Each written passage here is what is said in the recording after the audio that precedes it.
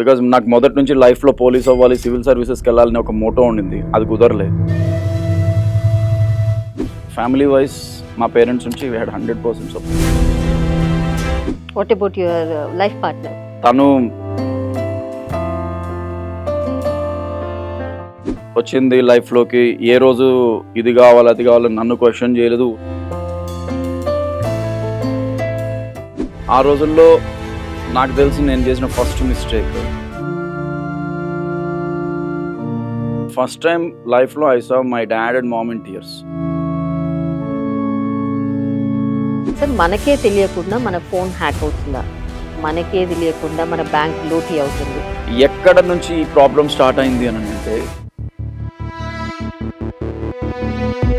Smart ఫోన్లో is going wrong. ఒక అమ్మాయి ఒక ఫోటో లేదా నా హిస్టరీ క్లియర్ డిలీట్ చేసిన వాడికి కనపడదు అంటారు. నువ్వు డిలీట్ చేసిన హిస్టరీ నీ సిస్టంలోంచి పోయింది కానీ నీ ఫోన్లోంచి పోయిందే తప్ప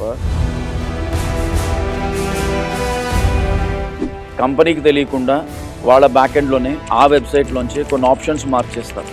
అప్పుడు ఏమవుతుంది, నేను అక్కడ అడ్మిషన్స్ అనేది కొట్టాను అనుకోండి, ఫర్ ఎగ్జాంపుల్ అక్కడ అడ్మిషన్స్ రాదు, అక్కడ ఇంకొక ఇన్ఫర్మేషన్ క్యాప్చర్ చేస్తాను. తప్పు చేసేవాడు సిస్టంలో ఉన్నప్పుడు తప్పులు ఎన్ని జరిగినా కవర్ అవ్వవు. సార్, ఇప్పుడు ఫోన్ పోతే డేటాని రీసెట్ చేయడం తప్ప ఇంకా మనం ఏం చేయలేము. నేను చూసిన వాటిలో 80% ఆఫ్ ద కేసెస్లో ఫోన్ పోతే కంప్లైంట్ ఇవ్వడం కూడా మానేశారు జనాలు. సార్, ఆడపిల్లలకి సైబర్ సెక్యూరిటీ ఎంతవరకు అవసరం సార్? ఇలాంటి సిచ్యువేషన్ ఉన్నప్పుడు దయచేసి మీ పిల్లల ఫోన్, ఎస్పెషల్లీ అమ్మాయిలు అయితే, సేఫ్టీ ఈజ్ జీరో. డ్రగ్స్, చాక్లెట్స్లో డ్రగ్స్ దొరుకుతున్నాయి, పాన్ షాప్లో కిల్లీలో డ్రగ్స్ దొరుకుతున్నాయి.